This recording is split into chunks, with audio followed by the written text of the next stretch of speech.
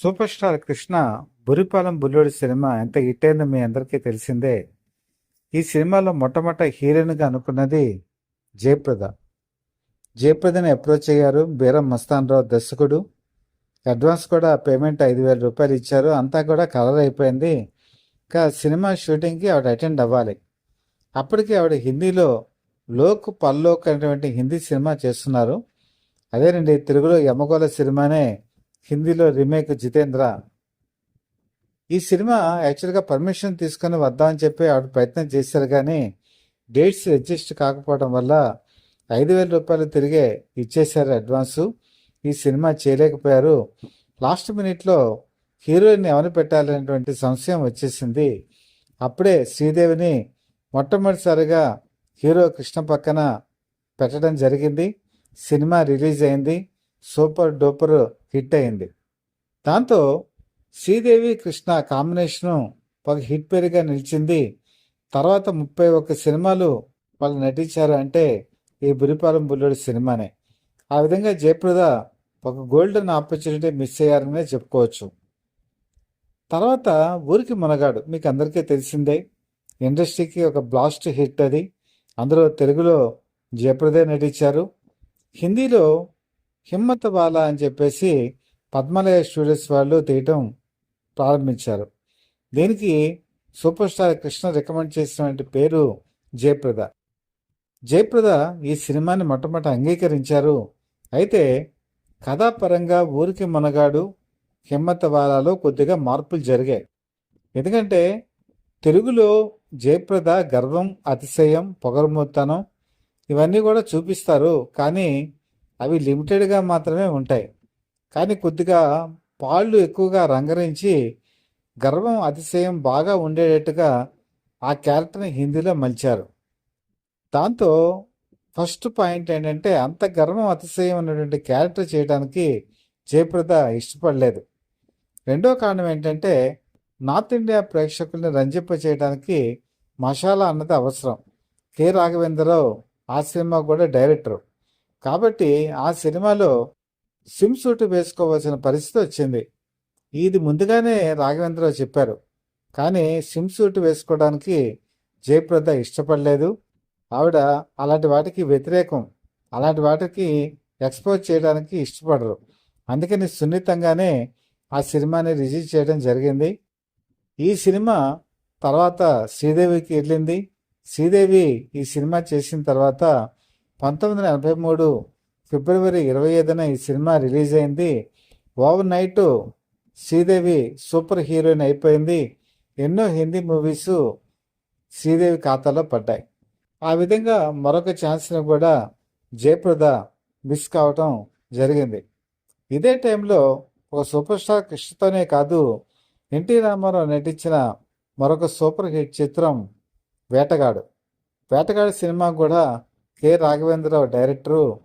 K Raghavendra Rao మొట్టమొదటి హీరోయిన్గా జయప్రదనే select చేసుకున్నారు. జయప్రద అంగీకరించారు కూడా. అప్పటికి ఆవిడ హిందీలో సర్గం అనేటువంటి సినిమా చేస్తున్నారు. అది ఫినిషింగ్ స్టేజ్లో ఉంది. కానీ ఈ క్లైమాక్స్, ఈ ఫినిషింగ్ స్టేజీ ఇవన్నీ కంప్లీట్ అవ్వడానికి ఈ డేట్స్ కాల్ షీట్లు అన్నీ కూడా క్లాష్ అయ్యాయి. విశ్వనాథ్ ఎట్టి పరిస్థితుల్లో ఆ సినిమా కంప్లీట్ చేయాలనే పట్టుదలతో ఉండడంతో చివరికి వేటగాడి సినిమాని ఆవిడ వదులుకున్నారు.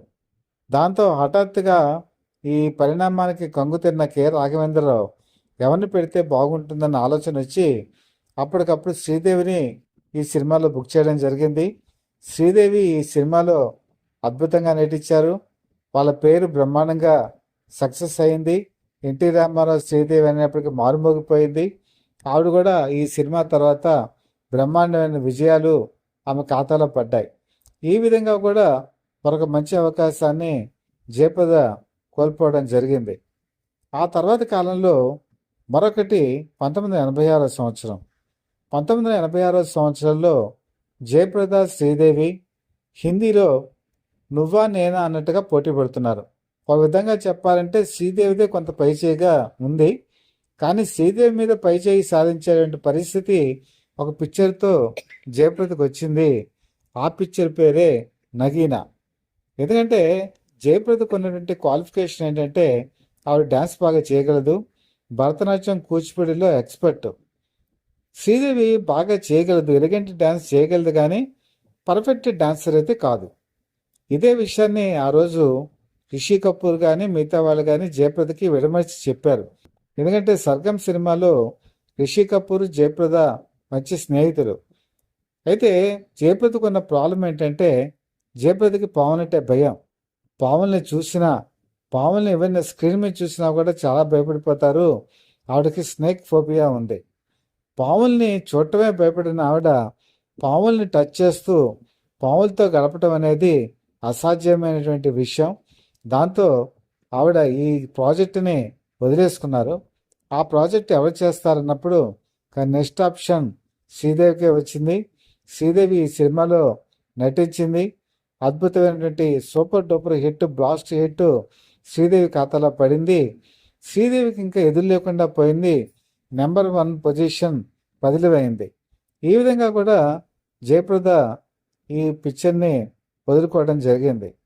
మరొక విషయం ఏంటంటే, తర్వాత కాలంలో సూపర్ స్టార్గా మహేష్ బాబు అవతరించారు. అవతరించిన తర్వాత అతనితో కూడా నటించే అవకాశం వచ్చింది. సీతమ్మ వాకిట్లో సిరిమల్ల చెట్టు. ఇందులో Venkatesh, Mahesh Babu multi star movie.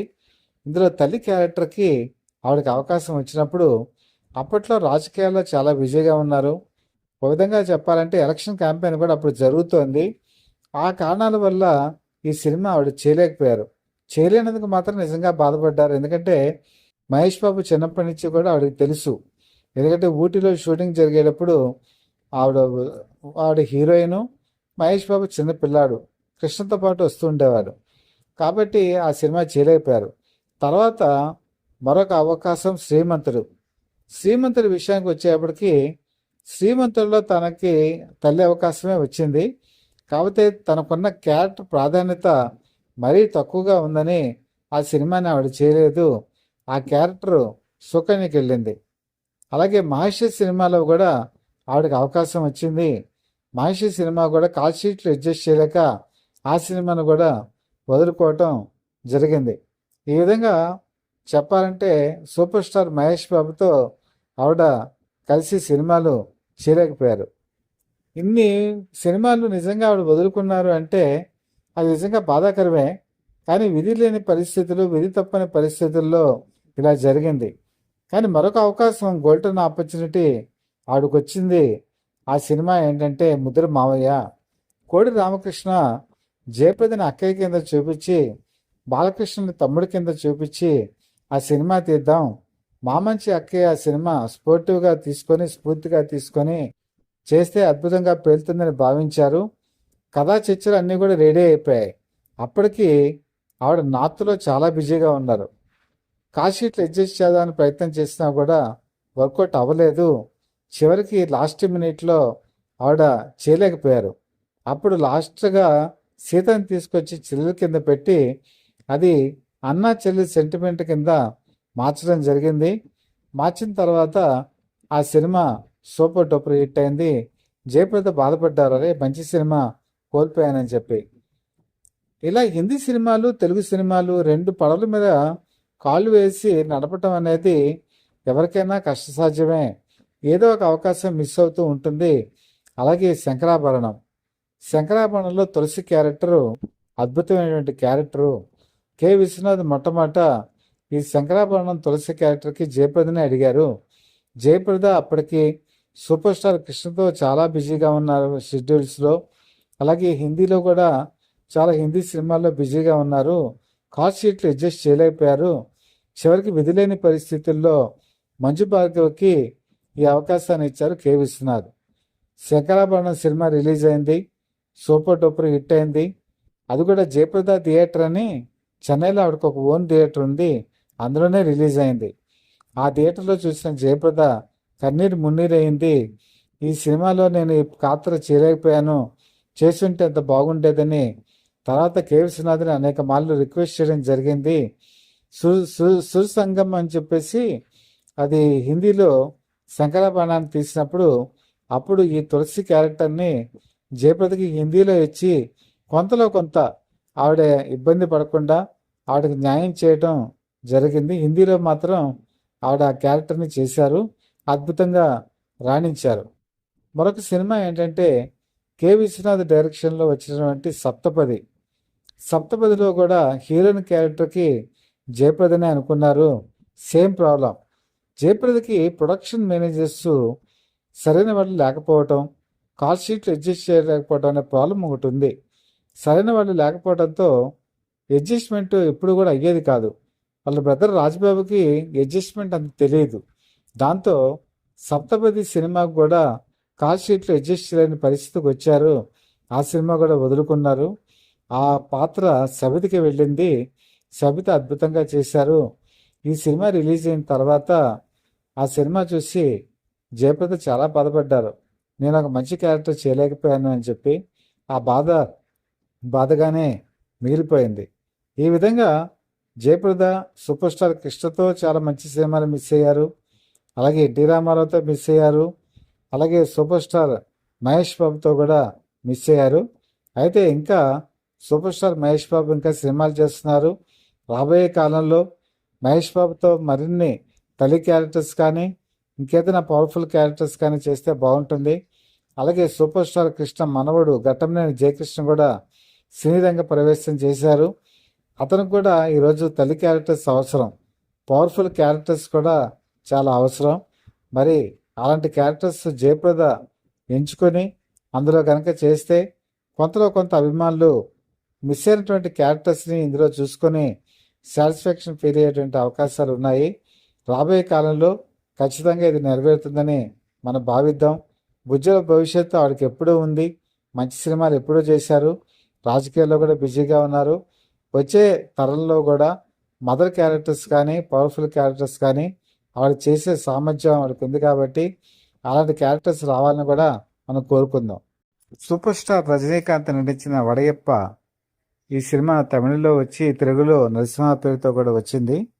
ఇందులో Neelambari character very powerful character, villainism, అలాగే పొగర్మొత్తనం, దురుసు ఇవన్నీ కూడా మేళవించి ఉన్నటువంటి క్యారెక్టరు. ఈ క్యారెక్టర్ చేయడానికి మొట్టమొదట జయప్రదనే అప్రోచ్ అయ్యారు దర్శక నిర్మాతలు. కలంతమైనటువంటి జయప్రద ఒక లేడీకి ఉండవలసినటువంటి గర్వం, అతిశయం కన్నా ఇందులో ఒక లేడీ విలనిజంగా కనిపిస్తోంది. లేడీ విలనిజం ఉన్నటువంటి క్యారెక్టర్స్ నేను చేయను అని చెప్పి సున్నితంగా తప్పుకున్నారు ఈ ప్రాజెక్ట్ నుంచి. అప్పుడు రమ్యకృష్ణని సెలెక్ట్ చేసుకొని ఈ సినిమాలో చేయించారు. రమ్యకృష్ణ అద్భుతంగా చేసింది. ఈ విధంగా చెప్పాలంటే రజనీకాంత్తో డి అంటే డి అనే స్థాయిలో ఈవిడ చేసింది. మంచి గుర్తింపు కూడా వచ్చింది. ఈ విధంగా చెప్పాలంటే రమ్యకృష్ణ కెరీర్ని మలుపు తిప్పిన చిత్రంగా కూడా చెప్పుకోవచ్చు. ఈ సినిమా రిలీజ్ అయిన తర్వాత జయప్రద ముంబైలో ప్రత్యేకమైన షోలో ఈ సినిమాని చూసి అరే ఈ క్యారెక్టర్ని చేరైపోయాలని బాధపడిన సంగతి కూడా అందరికీ తెలిసిందే. ఈ విధంగా కూడా ఆవిడ ఒక మంచి సినిమాని చేజేతులారా పెట్టుకున్నారు, పోగొట్టుకున్నారు కూడా. అయితే కొసమెరుపు ఏంటంటే ఈవిడ రాజమండ్రిలో చిన్నతనంలో చదువుకునేటువంటి రోజులు ఎక్కువగా అప్పుడు కుమారి థియేటర్ ఎదురుగుండానే వీడు పుట్టినటువంటి ఇల్లు ఉండేది. అక్కడే చాలా కాలం పాటు ఈవిడ పెరిగారు కూడా. ఎక్కువగా కుమారి థియేటర్లో వచ్చే సినిమాలనే ఈవిడ చూస్తుండేవాళ్ళు. అలా చూసిన సినిమాల్లో అల్లూరి సీతారామరాజు సూపర్ స్టార్ కృష్ణది 28 సార్లు ఈ సినిమాని చూశారు. హిస్టారికల్ మూవీస్ అంటే జయప్రదకి చాలా ఇష్టం. మరి అదే సూపర్ స్టార్ కృష్ణతో భవిష్యత్తులో 45 సినిమాలు చేస్తానని ఆ రోజు ఆవిడ ఊహించలేదు. నిజంగానే 45 సినిమాల్లో నటించి ఒక రికార్డునే క్రియేట్ చేయడం జరిగింది. ఒక్కొక్కసారి మనం అనుకున్నవి జరుగుతాయి, అనుకున్నవి జరగవు. ఆ విధంగా రాజమండ్రి నుంచి వచ్చి ఒక హిందీలో ఒక వెలుగు వెలిగి రాజకీయాల్లోకి వెళ్ళి అక్కడ ఒక వెలుగు వెలిగి ఈరోజు మళ్ళీ రాజకీయాల్లోకి మంచి పోస్ట్ గురించి చూస్తున్న జయప్రద ఎన్నో విషయాలు మీ ముందు ఉంచుతున్నాను. మీకు కనుక నచ్చితే కామెంట్స్ రూపంలో నాకు తెలియచేయండి. అలాగే ముందుగా బెల్ ఐకాన్ ప్రెస్ చేసి సబ్స్క్రైబ్ కూడా చేసుకోండి. ఎలర్ట్స్ రూపంలో మీకు ప్రతి విషయం కూడా తెలుస్తుంది. ఎప్పుడూ మీ వెల్విషర్గా ఉండేటువంటి శ్రేయోభిలాషి Satyavardha people live TV chief editor D V S S Krishnaprasad.